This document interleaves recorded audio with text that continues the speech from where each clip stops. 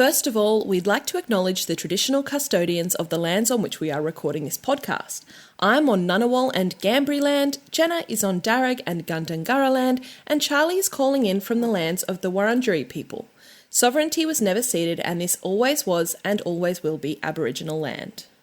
Welcome to Somebody You Love, or The Sale of Two Titties. I'm Jenna Love. And I'm Holly Hart. And we're experts in disappointing our parents, breaching community guidelines, and banging the people who vote against our rights. And now it's time to welcome our third guest by the name of Charlie. We seem to really like Charlies on this show. And this one is Charlie Bear. Charlie is a trans, non-binary sex worker based in Melbourne on Wurundjeri land. They were assigned female at birth, but they currently live in a body that falls between female and male, and they use they/them pronouns. They see clients of all genders. Charlie has an invisible disability, which is partly why they chose this line of work. And they not only welcome clients with disabilities and neurodivergence, they actually tailor the bookings to each individual's needs. They describe themselves as warm and gentle, boundlessly curious, quote, almost aggressively intellectual, and deep down a silly bean. Welcome to the show, Charlie. Welcome. Thank you. Thank you for having me. It's so strange hearing myself talked about, like, to my face. Yes. It's bizarre. Yeah. Charlie is doing the most adorable, bashful face right now. For everyone who can't see it. I'm also laughing because, like, my therapist is the one who said that I'm almost aggressively intellectual. And I was like, it's perfect. It describes me very well. Thank you. I liked it. I read that and I was like, cool. I want to hang out with that person. So, well, thank you. Works for me. First up, I think we need to define some terms for our listeners. What is the gender binary and what does it mean to be trans and non-binary? I guess before we jump into like the terms transgender and non-binary, it's probably a really good idea just to kind of clarify sex gender fundamentals. So, you know, sex is a way that we sort bodies that's tied to innate biological traits. And these are, you know, genitals, gonads, hormone levels, chromosomes, secondary sex characteristics, things that are involved in reproduction or, well, they're not required for reproduction, but they used to be thought of as being required for reproduction.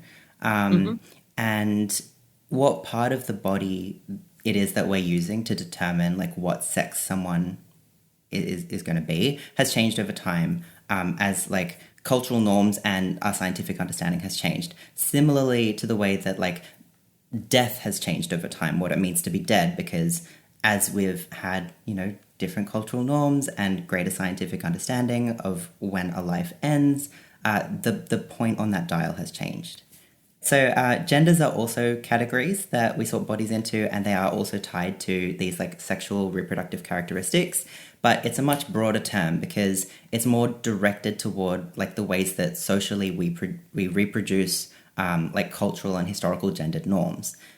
So another way of thinking about it is that gender is inseparable from like the place and time that you're living in.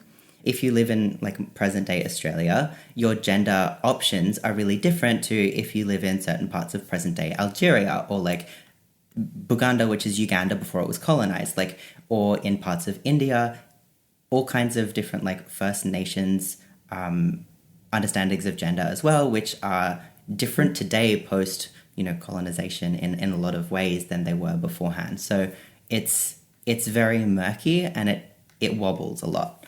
And when we talk about like an individual person having a gender, it's a way of saying that not only is this an identity that person holds, but it's a type of person. And this identity, this type of person communicates that gender to other people, and that's what we call gender expression. So expression includes things like comportment, which is like the way you hold your body, the way you move in space, you know, including things like the way you dress, any kind of body modification you might have had. So whether you have facial hair and you grow it out or you cut it off, how long your head hair is, whether you like remove hair from your body as well. And then it also includes things like that are much more intimate. So gender is something that's integral to our self-understanding and also to our sexuality. It's something that shapes the way that we love and also the ways that we fuck. So it's something that although it is this kind of collective cultural phenomenon, it's very much tied to like individual humans. I'm assuming that some of our listeners have heard phrases like gender is a construct, and they go, oh, okay, rightio, what does that mean? And to me, that's sort of explaining that this idea that there is no fundamental, scientific. The antis love to sort of go, but scientifically it is this, and there really is no. It is so tied to time and place. Yeah, absolutely. And that's you can't take those things out of it. That's inherently part of it. Yeah, absolutely. Yeah. Can you explain to us what the gender binary is?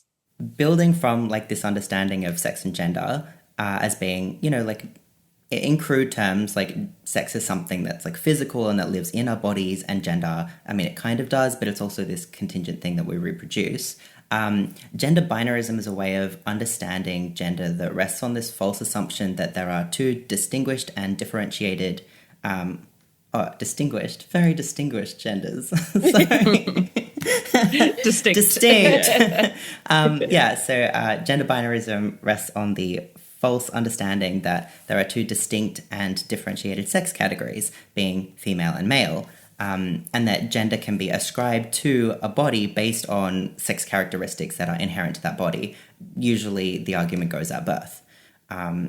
And for me, this way of thinking, it really does fall apart before we even kind of get to the level of gender, because when we're talking simply about the sexed body, it just doesn't fall into between those categories, across them, and also outside of it, which sounds kind of a little bit murky. So to kind of like pin it down a little bit more, it's true that female and male exist. There are two general clumps, if you like look at the sexes that people have, of a giant clump of male people and a giant clump of female people, but there are also people who fall in kind of like the valley between them. Right. And there are people who have some characteristics that we would say are male, and others that aren't even ascribed to like femaleness. They just are something else. And the same can be said for like female people. And I guess one of the, it's actually really much more common than we think to be intersex. So I think it's around 1 in 100 people. Some estimates are slightly higher than that too.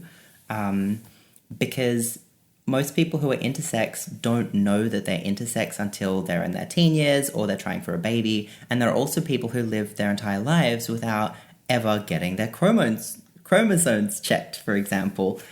Because, being intersex doesn't mean that you have a body that can't function. It doesn't mean that you have a body that can't love and can't, take you through your daily life. And I guess before I go into some of the harms that really are done by like gender binary, I guess, to intersex people, because in my opinion, they are the most harmed by it. For those who are chromosomally intersex, so like that might be people who have like XXX chromosomes and are assigned female, and people who have XXY chromosomes and are assigned male. The differences between their bodies and the bodies of, a typical male or female subject, I guess, might be really slight. So, for example, if you are a tall male with slightly broader hips and less body hair than your siblings, you could be XXY. You could be intersex. And if you're a female, and again, a lot of this has to do with height, and if you're also tall, that could be an indication that you have XXX chromosomes. And it's not tall relative to the general population, it's tall relative to your family. So it's something that's much more murky and complex. And as I said before, unless you're getting your chromosomes checked, which we generally don't, it's very possible that there are many intersex people out there who just don't know that they are. Somebody you love could be intersex and not know it. Somebody you love is absolutely intersex. Yeah, it is. Yeah, absolutely. But, plenty may not even know, and you might be, and you might not even know. That's fascinating. Yep. It seems obvious now, but wow. Yeah, I mean, I guess the biggest problem with the binary is that because it's something that we've like made up, it's something that we're trying to like press onto like just the natural existence of like variant like sexes. And and also genders. But at the level of sex, I think the reason that intersex people are, in my opinion, so vulnerable to like this binaristic way of thinking about sex is that some intersex people have ambiguous genitalia when they're born. And this means that there is a legacy of harm that's been done to them by like often medical institutions, but also others, by like medically unnecessary cosmetic procedures that are done to them as babies and then often again and again as they grow older, without even the informed consent of the parents and guardians.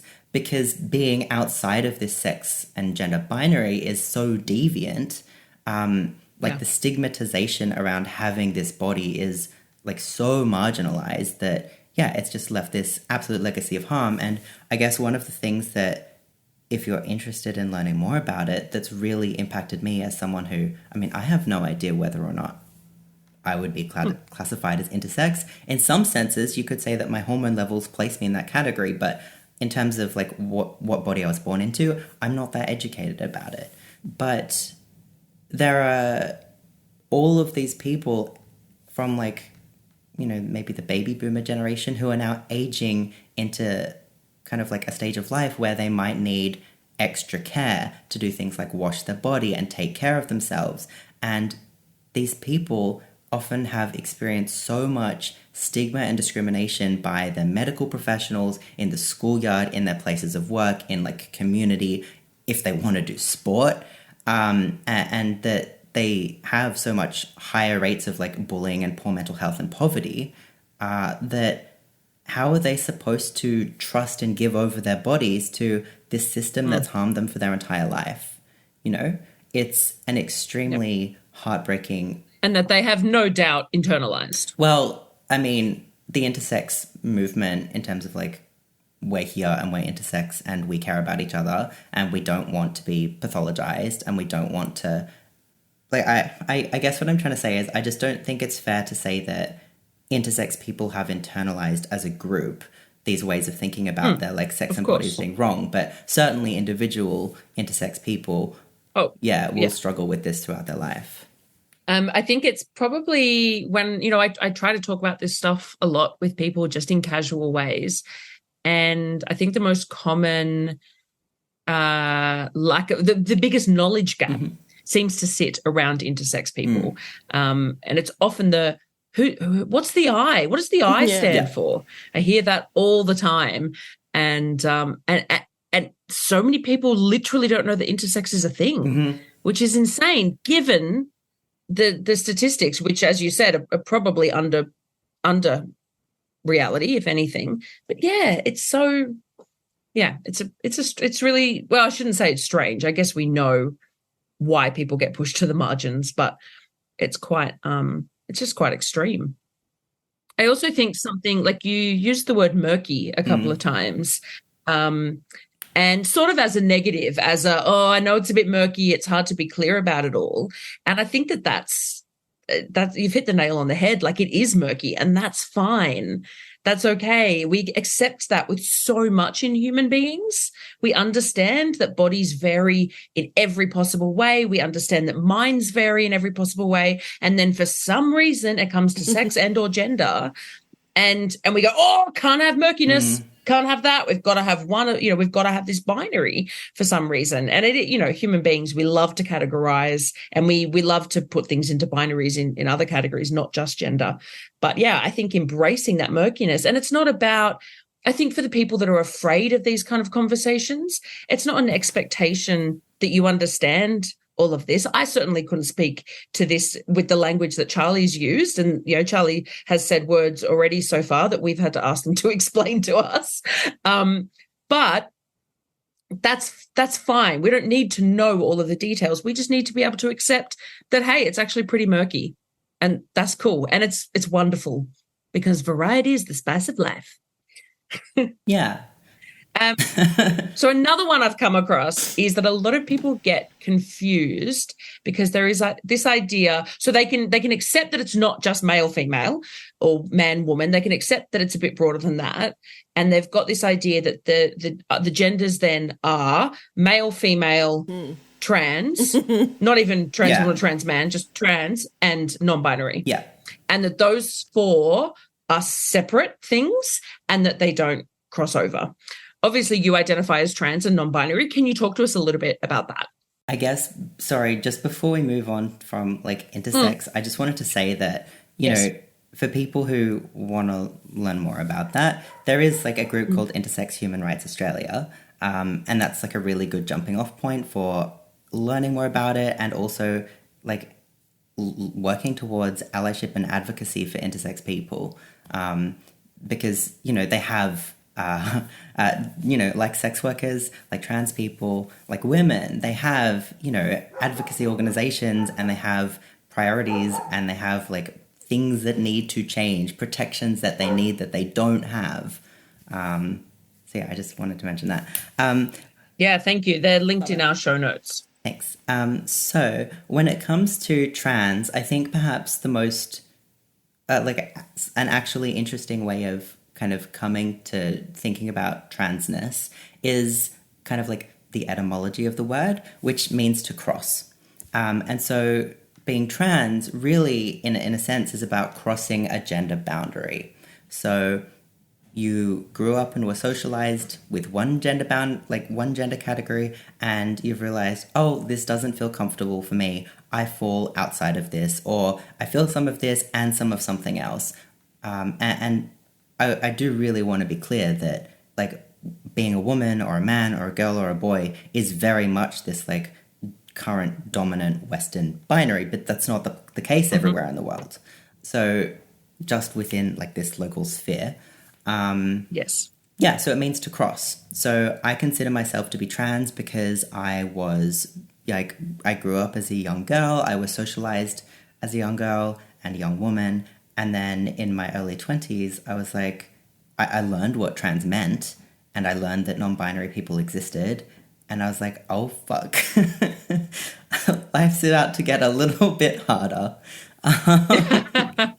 Because, you know, it meant this what at that point felt like this very long process of coming to terms with this part of myself. You know, I'd grown up really investing so much into trying to be like a good woman, into trying to be like very, very good at this type of person that didn't really resonate with me. But whenever it didn't resonate with me and I felt that like gender dissonance, which we might also call dysphoria, I just tried harder. I just put more effort into trying. So, you know, in some ways it kind of benefited me when I became a sex worker because I had all of this like really expensive agent provocateur lingerie that I collected when I was younger. Because I was like, I'm going to wear suspenders on a daily basis because that's woman.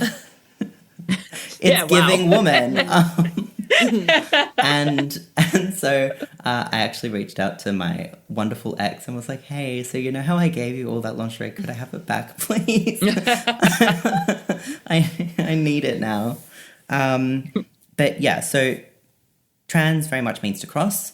Non-binary is actually an umbrella term.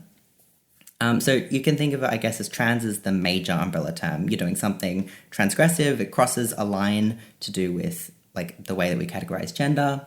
And then underneath that, you've got, you know, like trans men and trans women. And then you've also got non-binary. And non-binary is just a way of communicating that you have a gender that falls outside or across the gender binary. Like it's really pretty straightforward.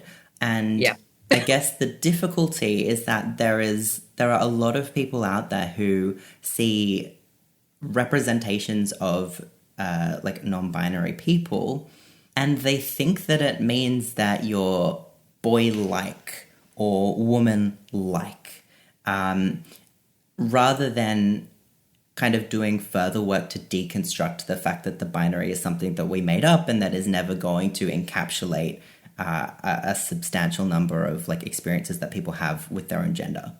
Yeah, to clarify, you're saying that people would see, I guess, you know, in your case, somebody who was assigned female at birth, you being non-binary, they would see as you being, and you are not this, but you being a woman who has boy qualities. Is that what you're I mean, saying? A lot of people will think, oh, it means that you're a tomboy.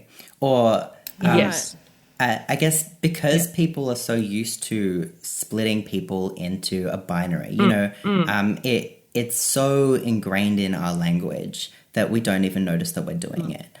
It comes down to like the certain words that you use to praise someone, and also the way that you might give them titles. Like an interesting experience I've had is that I've been on the phone being like, "Hi, I'm moving house," and then I've received, depending on who I was on the phone with, their assumed titles for me. They never asked me what's your title, but I've received titles that say Miss, some which say Mister, and it's just like, okay, cool.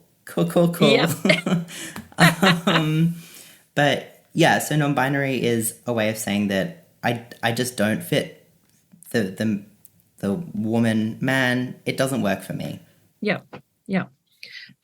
So I think people would be really surprised to hear that there are so many people who present as women in the sex industry who are actually either non-binary or in some way a gender identity that is not the one they're advertising as. So I know that Holly and I, we chatted. The first time we saw you pop up on our socials, we were both like, "Oh my God!" We were so. I'm sure there's others, but we hadn't come across it. And we found it really refreshing to see. Oh yeah, well we didn't slide. We live in each other's DMs. We live in each other's DMs, but we were like, "Oh my God, have you seen this Charlie? Like, who is Charlie? Yeah. I love Charlie's vibe. Who is Charlie? We love Charlie." We were like, "Who is this? We like this person." Yeah. And it was just refreshing to see a sex worker who was openly advertising as non-binary, because it does seem to be kind of rare. But I tell you, like, I know more sex workers who identify as a gender other than what they're advertising as. That's a terrible sentence, but I just know a lot of them. So we're everywhere. They're everywhere. So can you talk us through both the privileges and the pressures that come with being out in the sex industry, and also, more broadly in life? Yeah, sure. Cool. So first, like, thank you. It's thank you for those compliments, I guess. And yeah, I can absolutely do that. I think that it's really important to kind of preface my experience by saying that I carry a lot of other privileges, like being white.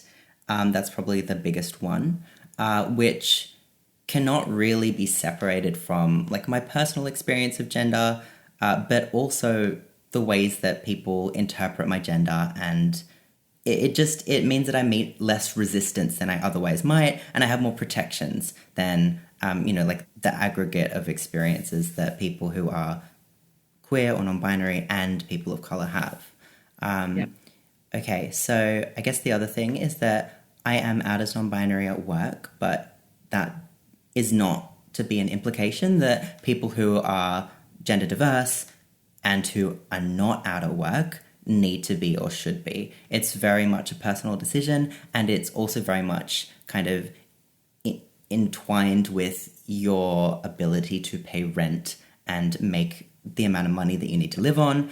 And I'm someone who entered the industry, and like when I was thinking about what I was going to do, how I was going to, like, what parts of myself I would take, it was non-negotiable that I bring, that I am non-binary into work with me. But there are a lot of people who will probably have built a following online and built a client base who expect them to have a certain gender presentation.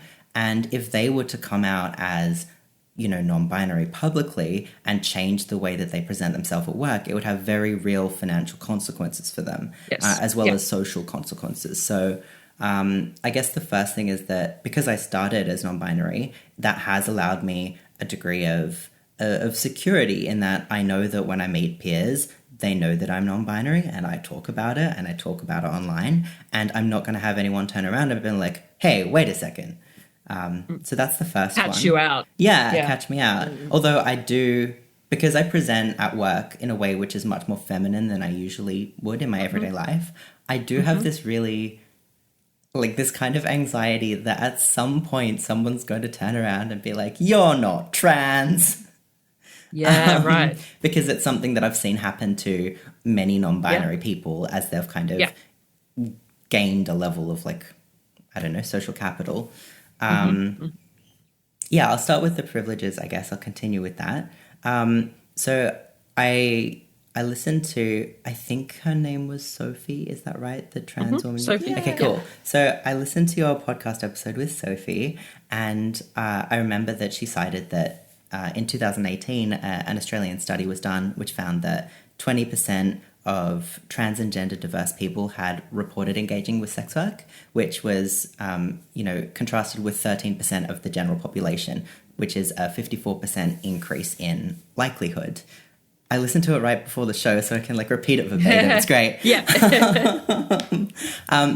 But what this means for me on a personal level is that because I live in this queer but mostly trans bubble, when I told my loved ones that I wanted to be a sex worker, I knew people had done sex work, and I also had this kind of overwhelming response, which was, oh, cool, how can we help you? So I had people who lent me things for my first DIY photo shoot, people lent me pillows and lighting and all sorts of stuff like that, clothing. And I also had people who immediately said, okay, cool, so what do you have in terms of safety or check-in?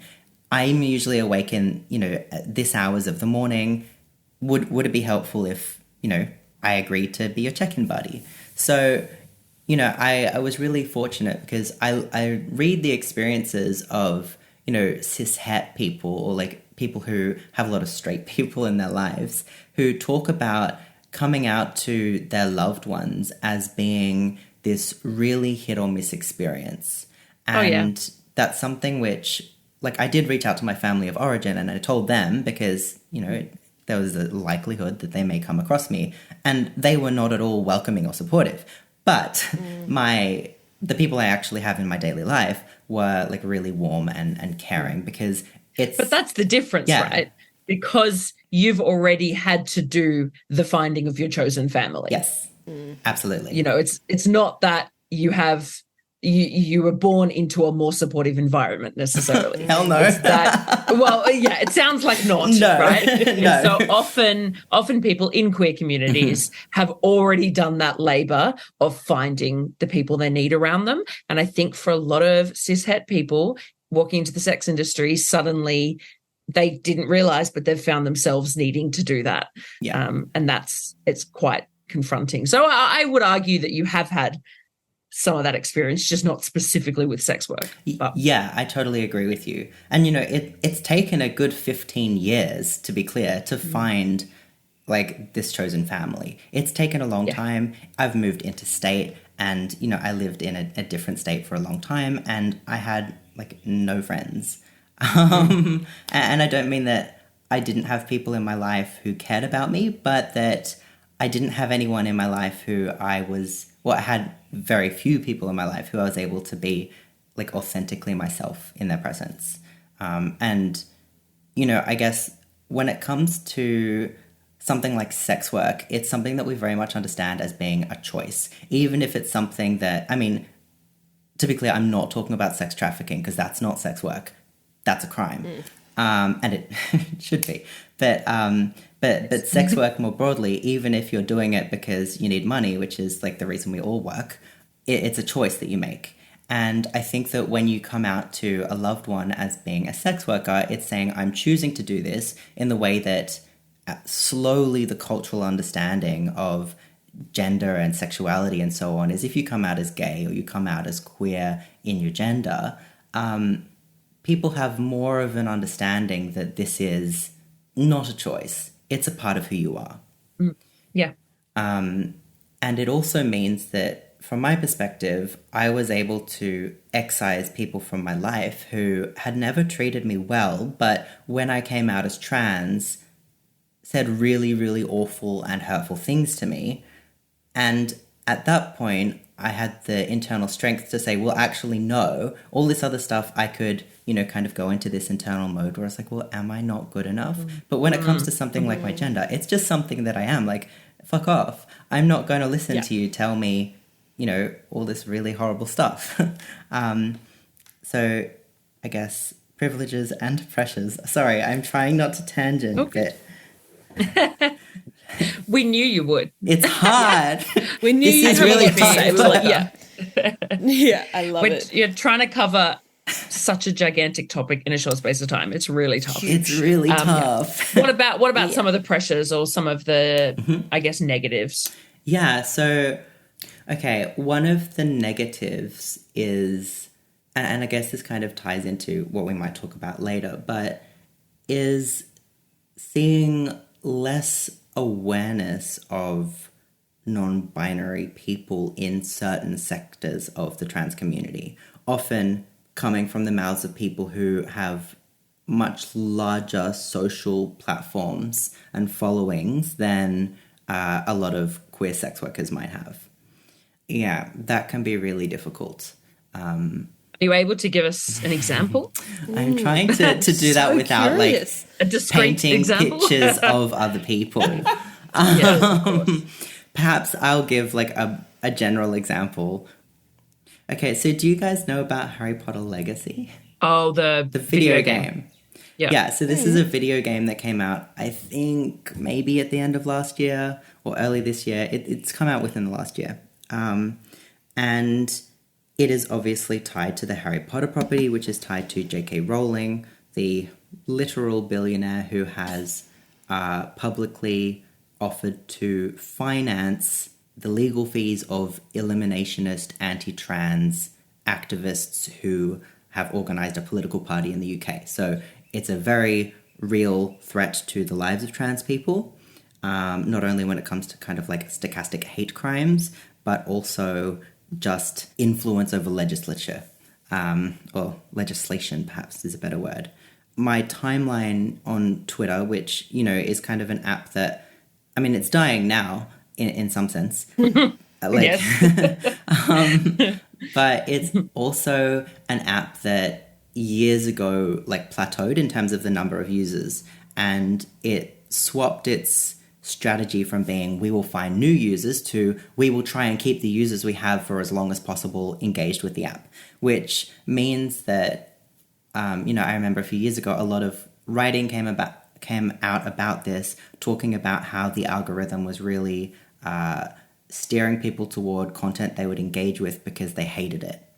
And you know, Twitter did work out pretty quickly that I was a trans person and queer, and it means that my timeline is split between really hot sex workers and just like virulent hate towards me for existing and all trans people for existing, which is, you know, in itself not a nice experience. But it also means that when something like Harry Potter's like game came out, so Harry Potter isn't a real person.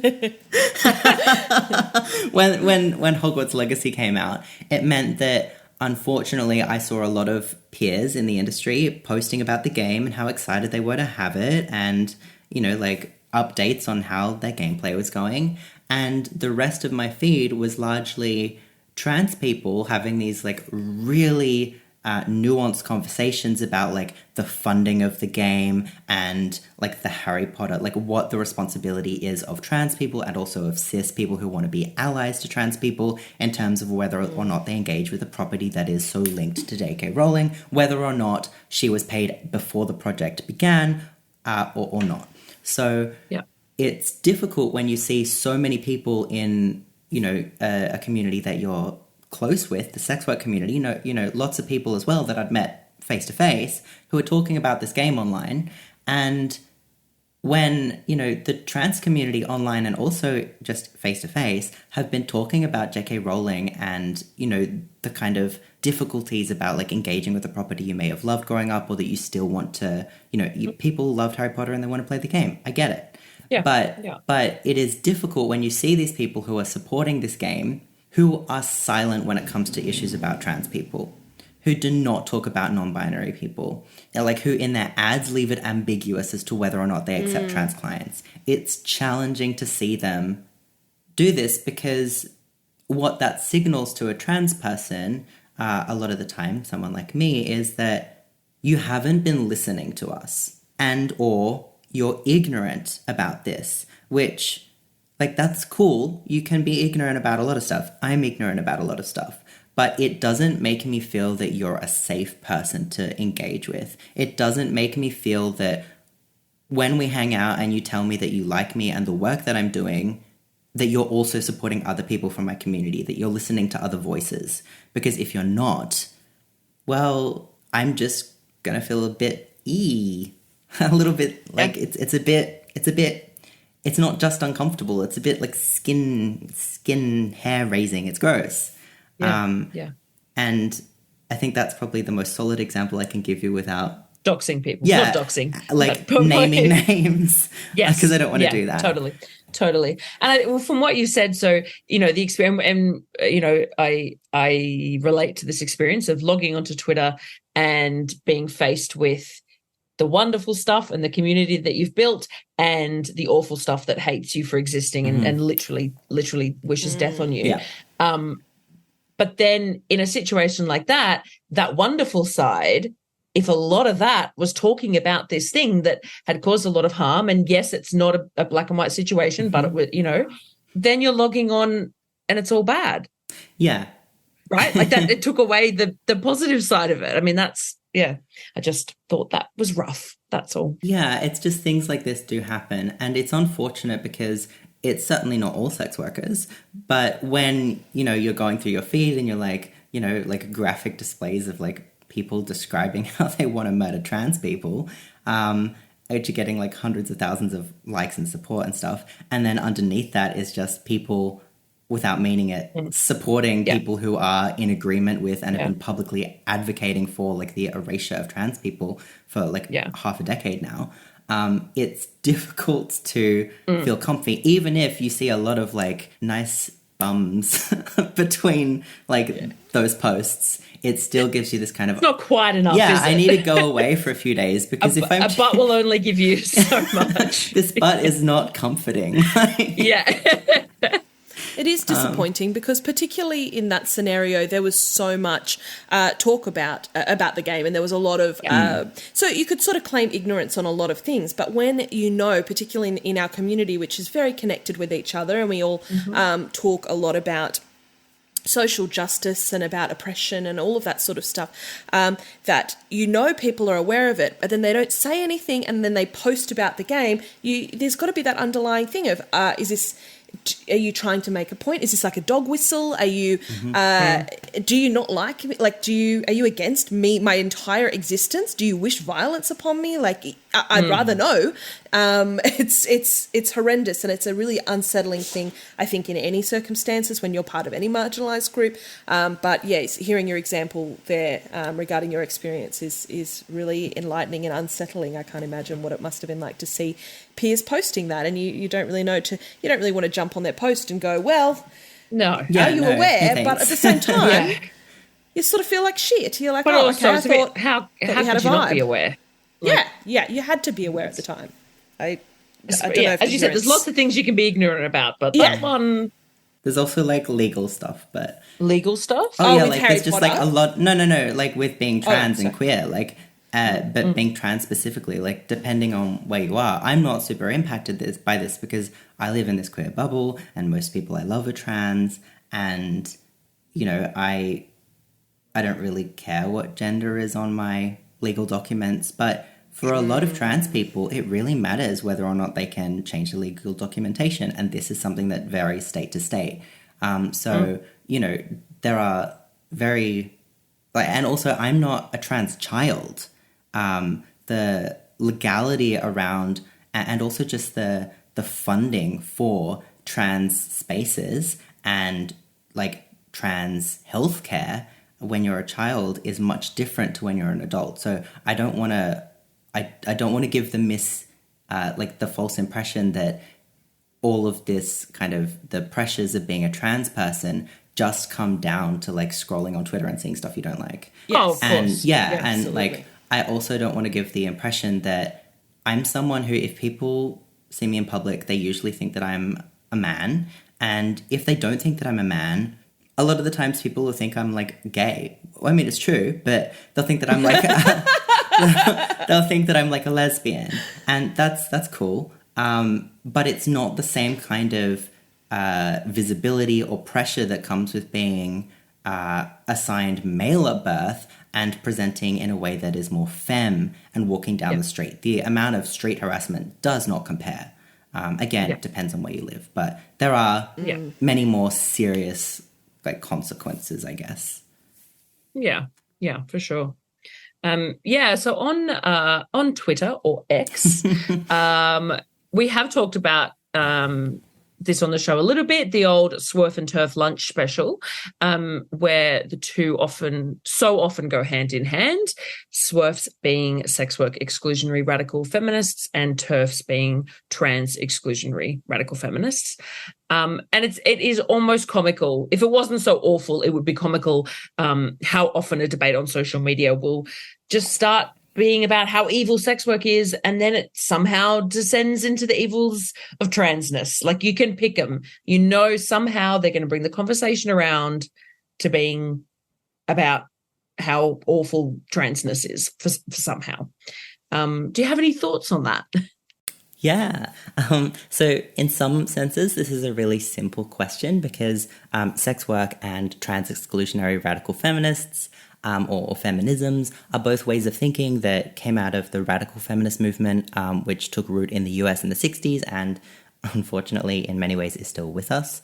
And a lot of the people who make this argument do have very bioessentialist beliefs about gender. They believe that penis equals man, vagina equals woman. They don't acknowledge the existence of intersex people, and they think that both sex work and trans people existing are cornerstones of patriarchal domination over women, and that women's liberation cannot exist at the same time as trans people existing and as sex workers doing our work. So while it's true that they do share many thought leaders, I mentioned Janice Raymond earlier, who is frankly awful. She is also a thought leader in the TERF space as well as the SWERF space. And locally, Sheila Jeffries is one of the biggest TERF SWERF people that you want to avoid. Thankfully, she doesn't have Twitter. But really, a lot of the people who make arguments for both are, in my opinion, driven by hatred and disgust. And they have this, there is this shared logic of contamination. So anyone who's trans is, contaminated. You can't listen to them. They've become victims. And, transgenderism is, the thing that's preying on them. And similarly with sex workers, anyone who actually is a sex worker, you're a victim. Don't listen to them. They got too much dick.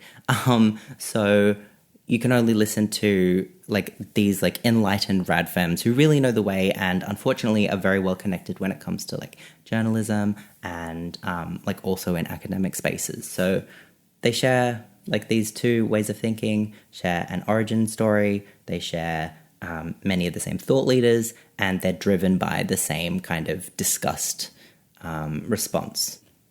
We've had a number of trans women on the show who have shared their experiences. Can you speak to some of the different challenges experienced by trans, masc and NB folk in the sex industry?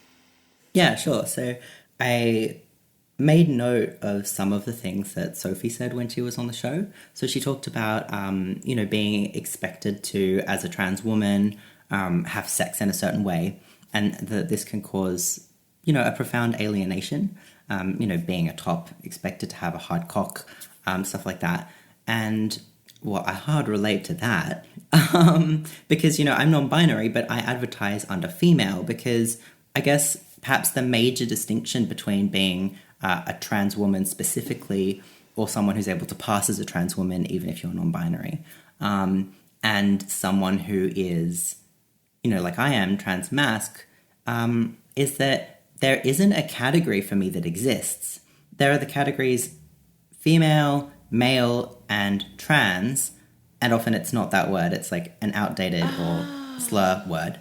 But trans doesn't, if you want to find a body like mine and you go to trans, you're going to find a lot of gorgeous pre-op trans women. You're not going to find any trans masc people. And there are certain directories that try really hard to overcome this distinction, who put trans and non-binary, for example. But the issue is that because the way that things have been done for a long time is to have trans women as this like visible hypersexed object that exists in one category. And when I say object, it's because, as Sophie said, a lot of the time being a trans woman isn't so much about being like a woman in the eyes of like the majority of clientele as it is about being a sexy body with a hard cock, which is also something that's like for a lot of trans women, because of like certain medical choices they've made, it's not really a possibility anyway. But, you know, when it comes to as well, you know, the extreme zoom in on just like that piece, like the hard cock being a part of a trans woman's body, which is, you know, kind of made up by people who aren't trans. When I first wanted to enter the industry, as well as like reading a bunch of books that were written by like memoirs by cis women in the industry, I went to Vixen and chatted to them, and they gave me some great advice. They also told me that I should advertise myself as a pussy boy. And I was like, yeah, I think I'm going to pass. Because I've never heard that. I've never heard that. Yeah. No. Yeah. And, you know, that's something that would mean that I would primarily be advertising on like platforms or directories, I guess, that are targeting gay male clients. And first of all, I'm not sure that I'd be comfortable with a lot of what might be expected of me if I labeled myself in that way. And also, I'm not comfortable with that level of fetishization. I'm just not comfortable being reduced to that part of my body, especially if it's something that is very much understood through the usually woefully misinformed lens of like a cis person. So, and you know, also they get paid way less. Like I charge hundreds of dollars more an hour than someone advertising as a pussy boy because of the way that our bodies are valued. So as someone who, I mean, I definitely, I'm out as a non-binary person. I say things like, you know, I have like a smoky voice, and like, what do I say? A juicy clit. But that's just to give you enough information so that you're not surprised if you make it through the booking process and we meet up. Because, you know, I don't want you to enter a session expecting me to be be able to perform certain things that I might not be able to. But I also don't want to give you my whole medical history. Like it's literally none of your business. And it's kind of difficult because a lot of times in like queer spaces, you'll hear people say that trans people's medical history only matters to them and the people they're sleeping with. And I'm like, that actually gets a little bit more complicated when you add in the fact that I sleep with people as my job. So, and also, does it matter to the people? Like maybe somebody you're in a long-term relationship with, does your medical history matter to people you're sleeping with? Because that sounds like a slippery slope to expecting disclosure on STIs or, you know, and all that. That sounds, I don't love that. Yeah, I don't love it either. I don't love it. Yeah, so another thing that resonated with me that Sophie talked about was how the erotic labor that she's asked to do, and a lot of trans women in the industry are asked to do, is labor that's really more suited to cis men. And, you know, I find myself in this position where, because I'm not able to like fall into a distinct category of non-binary, and to be clear, I am actually not thinking that that's like the best way to organize directories either. But but because I don't fall into a distinct category and I'm under female, it means that I need to flag early in my advertising that I'm non-binary. I need to talk about it on social media. I need to be like mindful of the expectations that people have coming in, because I have had one or two people who have made it all the way through the booking process. Even like signed up via my website where it tells you things like, I'm like, my pronouns are they, them. What are yours? And they just, it doesn't click. Because they're looking at me and they're seeing, like, in their eyes, like, I guess a hot woman, which is kind of funny. But it means that there is a certain level of fear that I have with people not knowing. Because I have markers like a lower voice. And if you, and like my body fat distribution, and if you only know about trans women existing and you don't really know anything beyond that, and you're in a room with someone who's advertised as female and then they open their mouth and it's a lower voice than you expect, that does put me at risk of violence. Definitely not the same level of violence that trans women actually experience, or that generally like trans women of color experience, but still a greater level of violence than a cis woman. Yeah, wow. So I have had those experiences where someone's turned up and very clearly hasn't clearly read my advertising, has said like some really weird shit. Like I remember one guy who I will not be seeing again. It was like very much like a thank you, now goodbye kind of situation. Like he didn't do anything like super wrong. I just didn't feel very comfortable with him in the room. And he, you know, like made all these comments about how I had like a perfect pussy and stuff like that. And I was like, oh my dude, like, thank you, but no. It wasn't in like a gender affirmation way either. He just like kept calling me like a female to my face. And I was like, what is going on? When you've made it so freaking clear. Yeah. Like how, you know, oh God. Yeah. But I mean, we know that. We know clients don't read the ads, and it's the same as those of us in bigger bodies who spend so much time trying to be like, hey, we're fat, by the way. Look at my fat, look at it. And then you get this review that's like, oh, watch out, everyone. Just so you know, she's actually quite fat. And you're like, what? I told you. I showed you. I don't. There's a guy on a review board who comments on anyone who posts about me and says, oh, did you guys know, though, she's fat? I had someone show up the other day. I've had this hair for 2 years. It's on all of my social media. It's on all of my advertising, my website. Maybe there's a few historical pictures of me as a blonde. Yeah. After we finished the sex the other day, he goes, I thought you were blonde. It's not even not reading the ad. You're just not looking. You're just pressing call on a number and turning up. Like, and of course these things, right, like them you turning up and expecting a different hair color doesn't carry with it the weight and the risk of violence and harm, which I guess is, so we're definitely not trying to diminish that experience. It's just the lack of attention. We do know that across the board that is a problem. Yeah, I know. But it affects people in different ways. I honestly cannot fathom how, like, personally, I could not fathom parting with like hundreds of dollars without doing like the most basic level of research. Like, they got too much money. I mean, that's the only they should give it to us. Don't. Like, there are a lot of people I see, for example, who don't have very much money at all. And so like their investment in spending time with me is a huge part of like the money that they have at that time. So and still some of them don't know anything. And I don't understand. It's very strange. Yeah. Very strange. So this is another thing that Sophie brought up, which is about market position. So the fact that the way that you kind of like present yourself in your advertising can sometimes be at odds, or in, you know, some ways like in opposition to the way that you feel most comfortable presenting otherwise.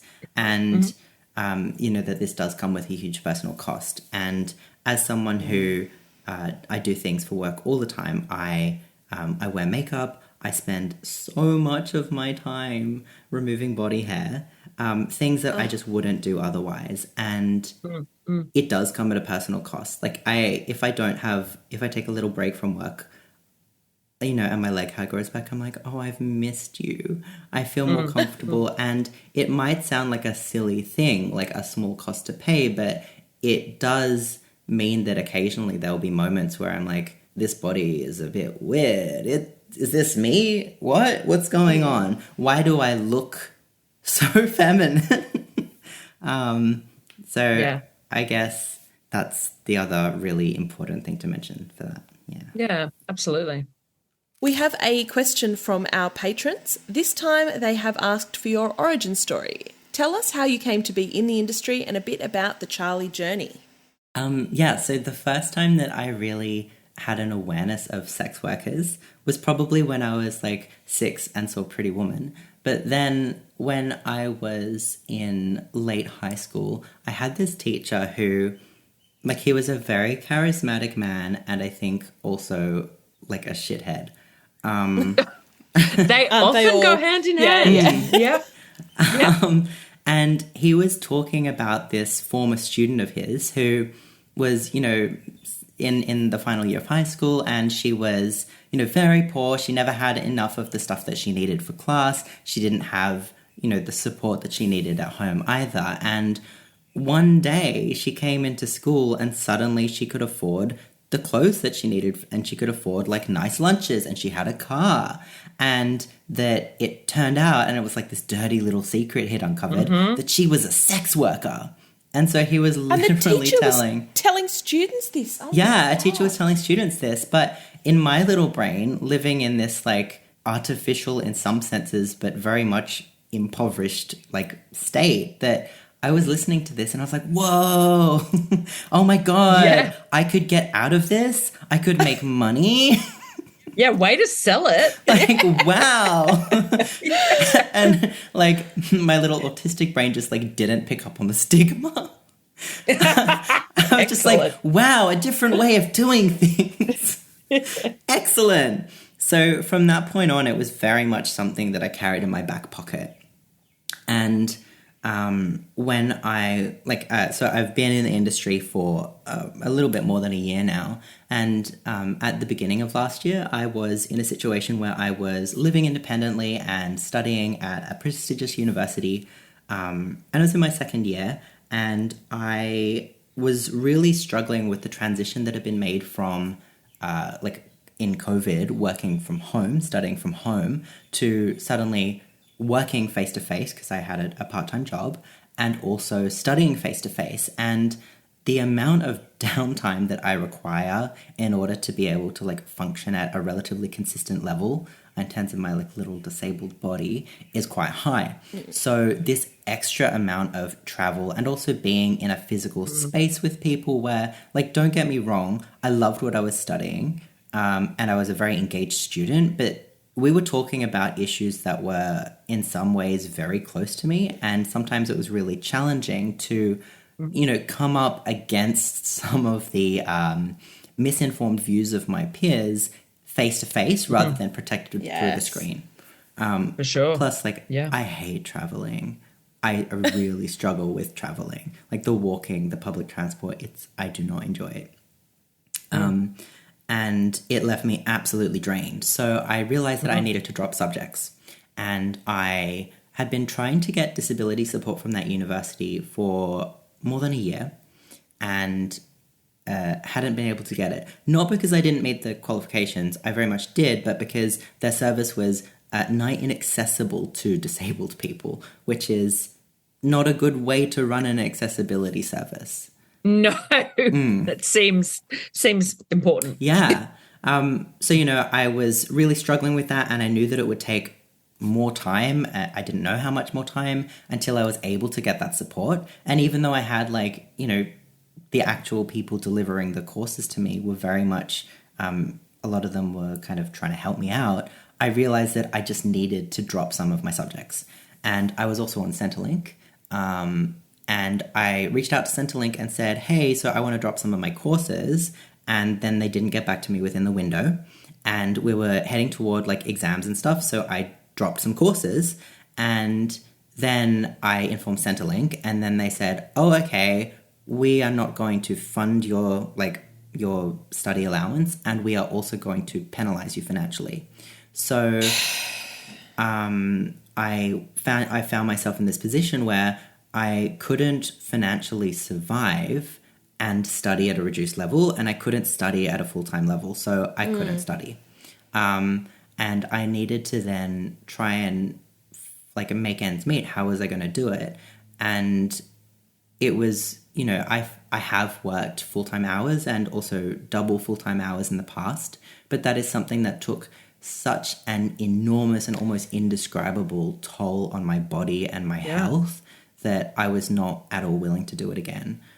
Also, being trans in a workplace is not always easy. It comes with this extra level of explaining yourself, or just sitting while people misgender you or say bigoted things around you all the time. So I was like, this isn't going to work for me. So I looked in my back pocket and I was like, well, sex work.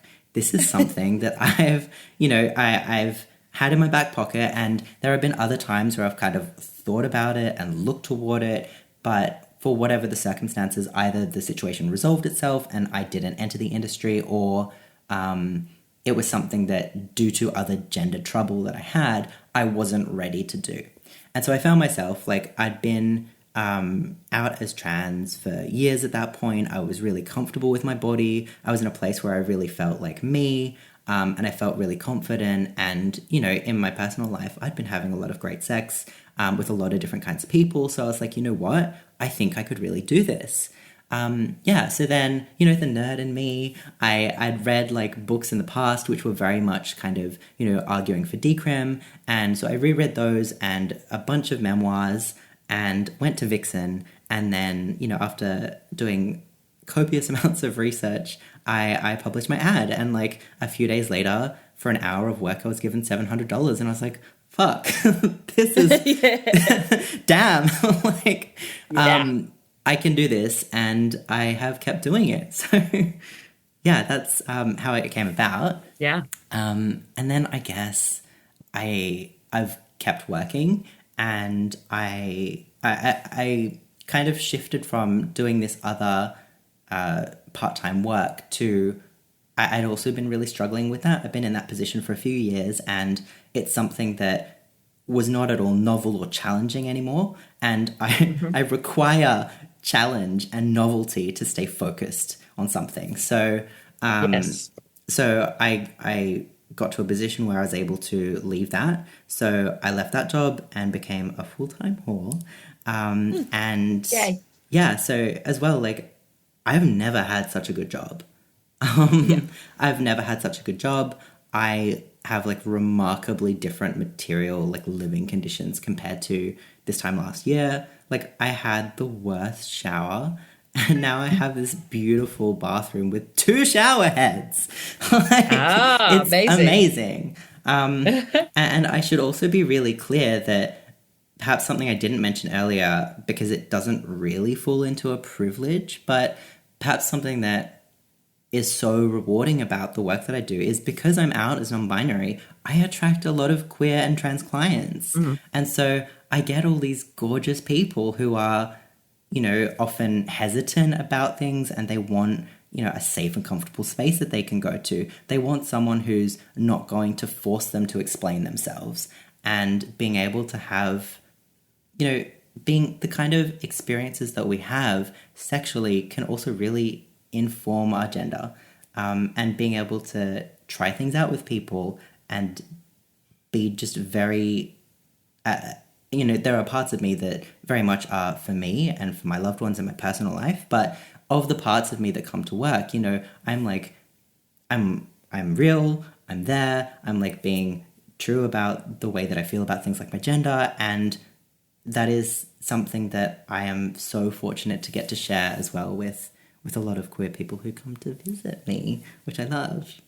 Yeah. That's so nice. I love that. We are going to move on to shit people say. We haven't done one. Oh, no, we did one last week. Did we? Yeah. Oh, yeah, we did. God, I'm losing it. So, Charlie, tell us a story about a shit that someone said. Yeah, cool. I mean, the story isn't cool, but... No. But thank you. I will.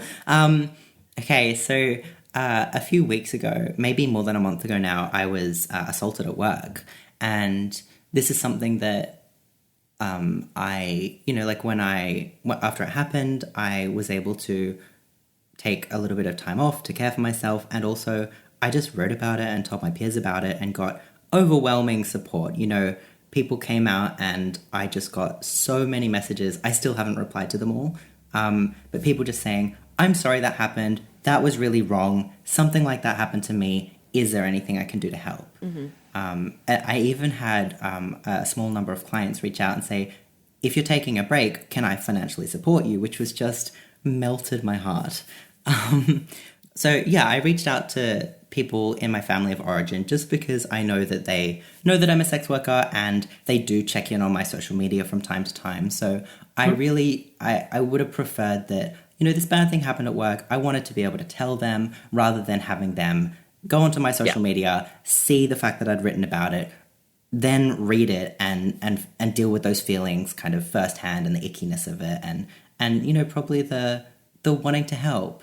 And so I decided to tell them, and I got this message back. I mean, I should be clear that this message came through in the context of like so many phone calls, and having already explained this over the phone and talked about how I felt, and like, no, I actually really am doing okay because I've had all this support and I feel safe. I know that I'm not going to see this client again. Hopefully other like peers won't see this client. Like, I feel okay. I feel safe.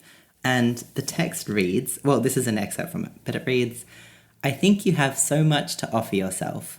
And whilst I think there are things you can't do, I think there are lots of different things you could do. If you ever want to know what those things are, ask me and I'll tell you. After the workplace assault, I no longer support your choice to pursue sex work. I cannot support you in doing something that is so dangerous. You are a compassionate, creative, funny, kind, smart, resilient, resourceful human, and I respect your choice to do with your life as you see fit. End quote. Except you clearly don't. Shades of my mother here. Oh my God. Yeah. I feel it. I understand. I see you. It's awful. Yeah. Which just like, I just put my phone down and was like, yeah, mute, like, bye. Yeah. Like, we've been down this road before with things like me being trans, but when it comes to sex work, like, you're just not listening to me. And no, I can't make you listen. Like, I have done as much as I could to try and accommodate you and listen to you. I've like made space for you to raise concerns and questions that you have. I've spent hours when I first came out as a sex worker talking about this. Like, I knew that this was a risk, but the fact that you aren't offering any support and that it's this weird tension. It's like, I support you to do anything, but I don't want you to do that. And you can't talk about it because I don't want to acknowledge it because I am uncomfortable, but I want you to deal with those feelings. And it's just not on.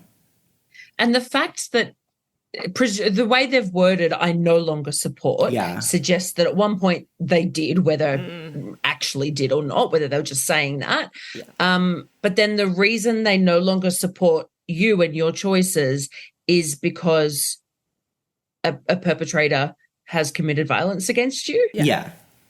Like, so you're punished for that? Yeah, not to mention the fact that working in hospitality and even in like jobs in office environments, I've been assaulted in sexually assaulted in almost every job I've ever done. And the way that like when I was like presenting as a young woman, holy shit. Because like I walk through the world now and people think that I'm like a white man, people don't talk to me in public space. They leave me alone. They defer to me. It's a really different like experience to have in the world. Whereas like when I'm going to work and when I was younger, like I'm on the bus and people are like chatting to me and I don't know them. And a lot of it's like complimentary, but it's weird. And like, especially if you've had a break from it. And then also like people just feeling that the boundary of your body is just inside it. They can touch you anywhere else on the outside because that's okay. And that anything that you would call like sexual assault or abuse, it's only the one thing. And it can only happen to certain women at certain times if they're doing all the right things. Like, it's ridiculous and it's just gross. Absolutely. It's very well said. like Perfect. 2002. Yeah. Thank you so much for joining us today, Charlie. You certainly are a wealth of knowledge on just about everything, it seems like. You seem to do an incredible amount of research into every single thing that catches your interest. And as I was saying earlier, just amongst us, I am incredibly ignorant personally to a lot of this sort of stuff. I try to learn, but this has been incredibly educational for me, and I'm sure for our listeners it will be also very educational. Jenna is a little bit more in the know in these topics, and I know that I could see her face during this, that she was learning a lot and getting a lot of perspective from our chat today.